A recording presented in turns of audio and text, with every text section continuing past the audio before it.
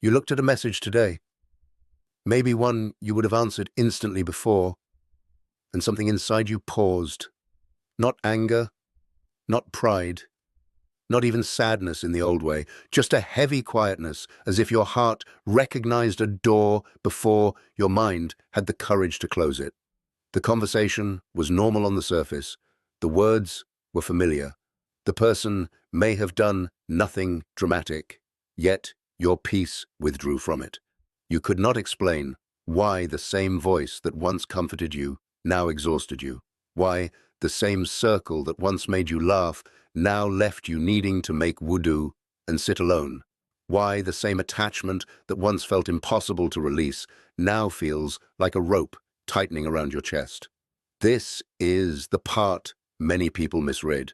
They think separation only comes when someone betrays you, wounds you, humiliates you, or shows their true face in some obvious way. But sometimes Allah removes things quietly. Sometimes He does not slam a door. He lets the room lose its warmth. Sometimes He does not expose people as enemies. He exposes your dependence on them. And before a new kind of Barakah enters your life, there may be a strange emptying, a distance you did not choose, a silence you did not plan, a discomfort in places that used to feel safe. It can feel like rejection, but it may be redirection. It can feel like loneliness, but it may be Allah making space in a heart that had become crowded with voices, expectations, emotional debts, and conversations that were pulling you away from Him without you noticing. Pay attention when your soul stops settling in places your old self used to survive in, not because you are better than anyone and not because everyone around you is harmful, but because Allah sometimes changes your appetite before He changes your circumstances. He may allow the taste of certain company to leave your heart so you stop feeding from what can no longer nourish your faith. The first sign is not always a miracle outside you. Sometimes it is the moment your chest tightens before a familiar sin, the moment gossip no longer entertains you, the moment attention from someone no longer feels worth the distance it creates between you and Salah. That quiet shift is not small. At first, you may try to fight the distance, because attachment has its own language. It will tell you that you are being cold, ungrateful, dramatic, or too sensitive. It will remind you of old memories, the nights you laughed together, the secrets you shared, the times this person was there when others were not. And because you have a heart, not a stone in your chest, you may feel guilty for changing. You may open the chat again and again, reread the same old messages, and wonder why you cannot return to the version of yourself who found peace there. But spiritual growth often feels like betrayal before it feels like obedience. You are not betraying people simply because your soul is learning new boundaries. You are not dishonoring the past by admitting that the present has become heavy. There are connections that were useful for one season, but unsafe for another, not because the people involved are evil, but because the version of you that survived through them is not the version Allah is calling forward. A person may have helped you through pain and still not be able to walk with you into healing. A group may have made your loneliness bearable and still normalize habits that weaken your heart. A conversation may feel emotionally intense and still be pulling you away from what is halal, clean, and stable. This is where many people confuse loyalty with spiritual captivity. They stay in environments that drain their iman because leaving feels harsh. They continue answering messages that disturb their prayer because silence feels rude. They keep explaining themselves to people who only understand conflict because being misunderstood feels unbearable. But Sabr is not always staying. Sometimes Sabr is bearing the ache of walking away without turning the person into a villain. Sometimes Tawakkul is accepting that Allah can guard a relationship through distance better than you can preserve it through constant access. And sometimes maturity is admitting, I still care, but I cannot keep offering my heart to a place where my worship becomes weak. There is a particular kind of test that comes when Allah begins to detach you from validation. It does not look dramatic from the outside. You may still go to work, answer emails, prepare food, speak normally, and smile when needed, but inside something is being rearranged. You notice that you no longer want to tell everyone your plans. You stop needing certain people to understand your intentions. You choose silence in an argument, not because you have nothing to say, but because you finally realize that proving yourself can become an idol if your heart depends on it too much. Someone makes a comment that would have triggered you before, and for a second the old fire rises. Your fingers want to type the sharp reply. Your mind prepares the perfect defense. Then you remember Allah sees what they do not see, and you put the phone down. That moment may look like weakness to others, but it may be one of the strongest things you have done in months. A heart that can restrain itself when it has the words to wound back is a heart being trained. A person who can leave a false impression uncorrected because Allah knows the truth is learning a freedom that applause can never give.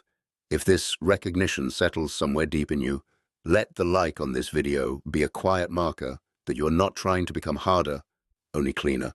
Because the goal is not to become someone who cuts people off easily. The goal is to become someone who no longer sells peace for approval.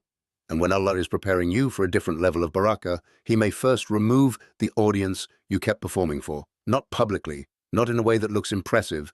He may simply let you get tired of explaining your heart to people who only listen long enough to respond. He may allow your words to fail so your dua can become honest again. He may let you feel unheard by creation so you return, trembling and sincere, to the one who hears what you do not even know how to say. The danger is that the ego can hijack this process and turn it into arrogance. The moment you sense distance, the ego may whisper, "They were holding me back, they were jealous, they were enemies. Allah is removing them because I am special and they are beneath me." Be careful with that voice. It may sound spiritual, but it smells like pride. Not everyone who leaves you is bad. Not everyone who misunderstands you is wicked. Not every closed door is a punishment for them or a reward for you. Sometimes people drift because life changes. Sometimes friendships weaken because both hearts are tired. Sometimes Allah separates two people simply because their paths require different lessons, and neither one needs to be demonized. The believer does not need to invent enemies to trust Allah's protection. You can recognize that a connection is no longer healthy without rewriting the entire person as evil. You can accept that Allah is protecting your heart without assuming He is humiliating someone else. True basira, the inner sight Allah gives, does not make you paranoid. It makes you more honest. It helps you see your own need for purification, not only the flaws of others. Maybe the person was draining you, but maybe you were also using them to avoid solitude with Allah. Maybe the conversation was unhealthy, but maybe you enjoyed the attention it gave you. Maybe the environment was full of gossip, but maybe you stayed because being included felt better than being principled. That is why removal can hurt so much. Allah is not only moving people away from you, He is revealing what their presence was feeding inside you. Were you attached to being needed? Were you addicted to being understood? Were you afraid that if a certain people stopped choosing you, you would not know who you were? These questions are not meant to crush you. They are meant to free you from the hidden chains that can exist even inside familiar love. When Allah purifies a heart, He does not only remove what is obviously harmful. Sometimes He touches the places where affection, fear, habit, and identity have become tangled together. You may notice it first in the smallest scenes. You are sitting at the edge of your bed after midnight, the house quiet, everyone asleep, and your phone lights up with a message from someone you used to run to. A part of you wants to answer because the old comfort is still there, but another part of you remembers how this usually ends. The conversation stretches too long, your heart becomes restless, fajr becomes heavy, and the next morning you feel spiritually bruised without a visible wound. So you leave the message unread for a while, not as a game, not as punishment. You get up, make wudu, and pray 2 rakahs with a chest full of things you cannot explain properly. Your dua is not poetic. It may be only, "Allah, guide me. I do not trust my weakness." That is enough. The next day, nothing spectacular happens. No angelic announcement, no sudden solution to every problem. But you feel a little less possessed by the attachment. You feel 1 inch of space between desire and action. That inch is mercy. Or maybe the scene happens at lunch, when everyone begins speaking about someone who is not there. Usually you would laugh, add a detail, or at least stay silent in a way that still enjoys it. But this time, the words taste bitter. You excuse yourself, and someone raises an eyebrow. You feel awkward. You feel the cost of changing. Yet, later, while praying Azar, your heart is lighter than it would have been if you had stayed. That is Barakah, beginning in a form people often overlook. Not extra money, not public recognition, not a dramatic breakthrough, but a cleaner inner space, a prayer with fewer stains on it, a conscience that does not have to crawl back from the same place again. Sometimes Allah removes you from conversations before He removes you from rooms. Sometimes He removes the sweetness of a habit before He removes the opportunity. And if you keep responding to that quiet guidance, your life begins to change in ways that are humble but real. There is also a kind of barakah that cannot enter a life ruled by emotional noise. You can have talent, intelligence, opportunity, even sincere dreams, but if your heart is constantly shaken by who replied, who ignored you, who misunderstood you, who approved of you, who left you out, then your energy leaks all day through invisible cracks. You sit to read Quran, but your mind is rehearsing a conversation. You begin a task, but one message changes your mood for 6 hours. You want to make a decision with wisdom, but your fear of disappointing someone makes everything cloudy. In that state, even a blessing can feel heavy because you do not have the inner stillness to carry it. So, Allah, in His mercy, may reduce the noise before increasing the responsibility. He may let certain people become distant, so your nervous system stops living in reaction. He may let a group forget to invite you, so you discover that your evening can hold prayer, rest, and reflection instead of pretending to enjoy what drains you.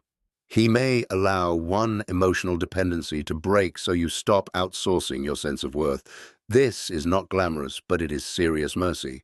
A calmer heart sees what a desperate heart misses. A person who is no longer begging for validation can recognize a wrong opportunity before it traps them. A believer who is not intoxicated by attachment can say no when the old self would have confused attention with love. This is why divine timing often feels slow. You may be asking Allah to open a door while He is teaching you how not to carry old chaos through it. You may be asking for increase while He is removing the habits that would corrupt that increase.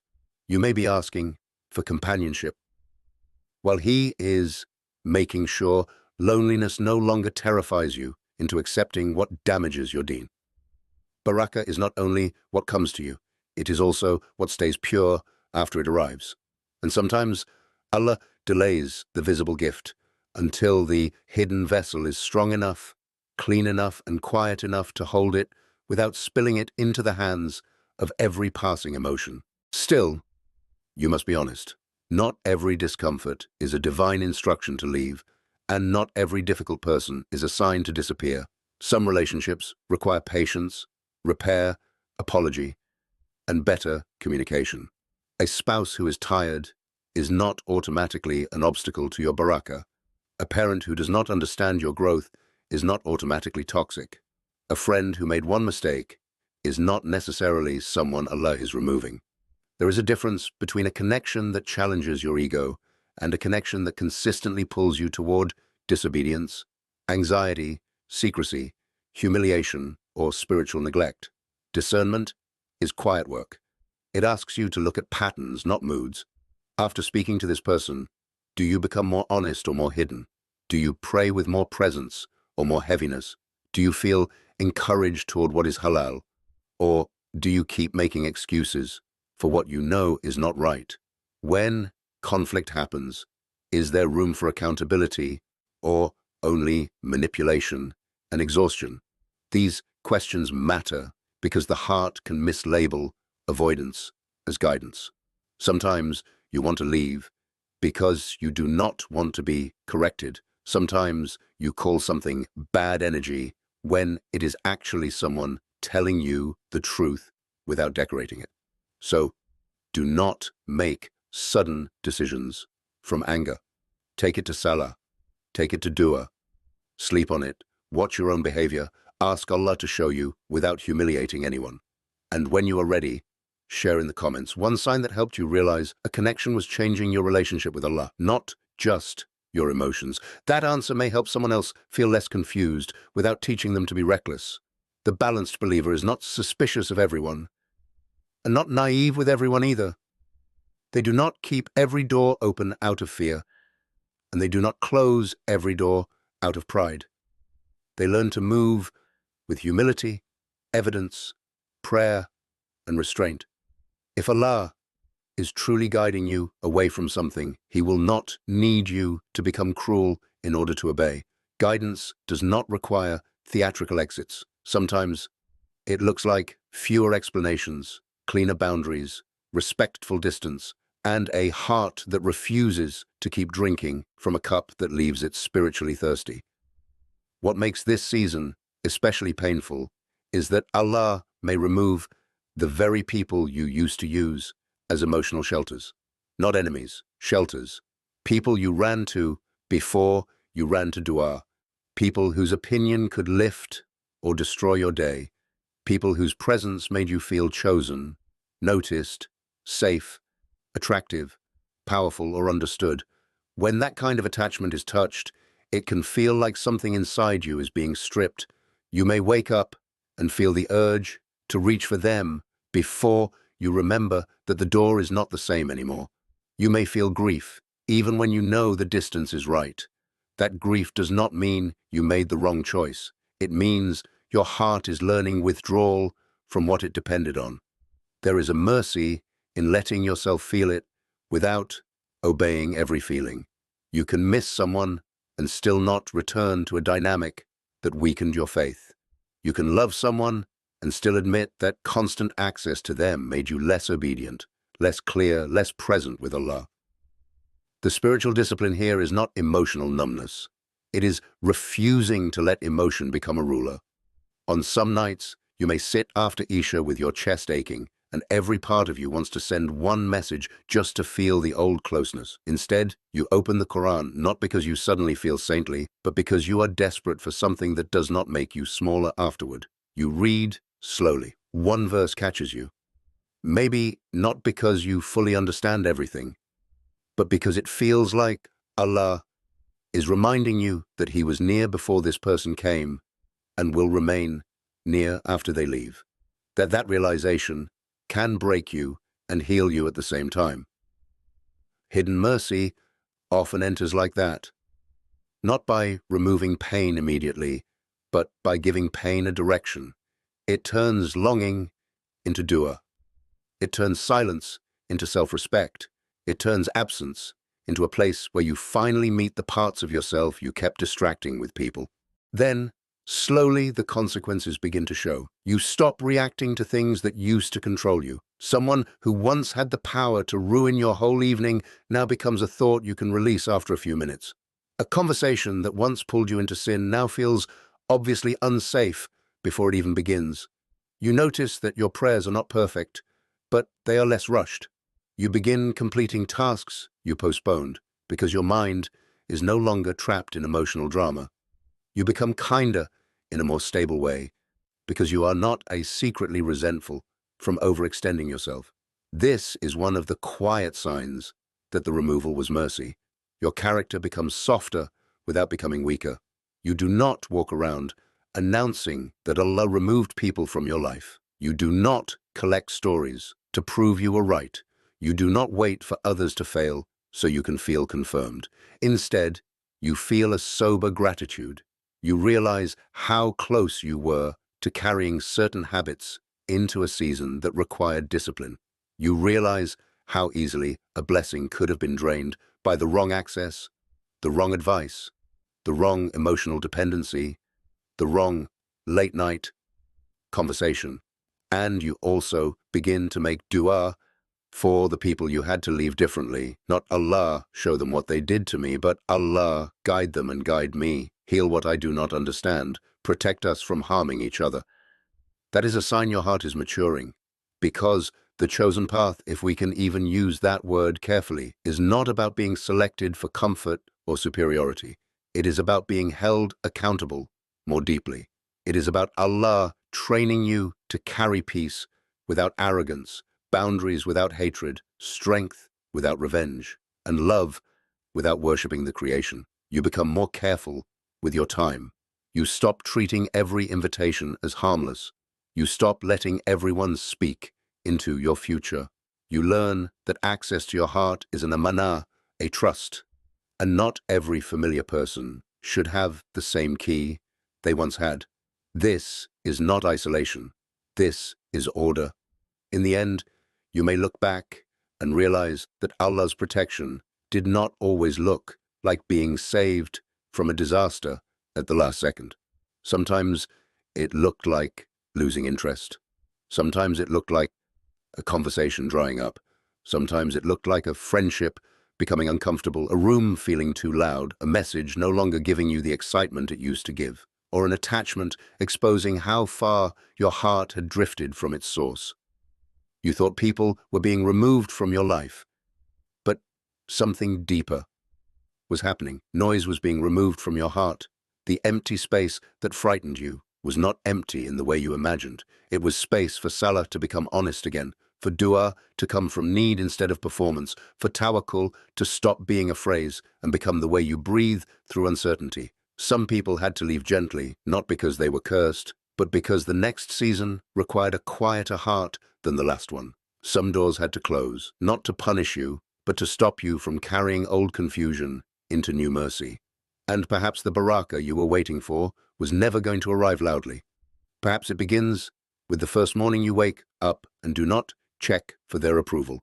The first prayer where your mind is not begging to be understood by someone who cannot hold your heart properly. The first decision you make from obedience instead of fear. The first silence that does not feel like abandonment, but protection.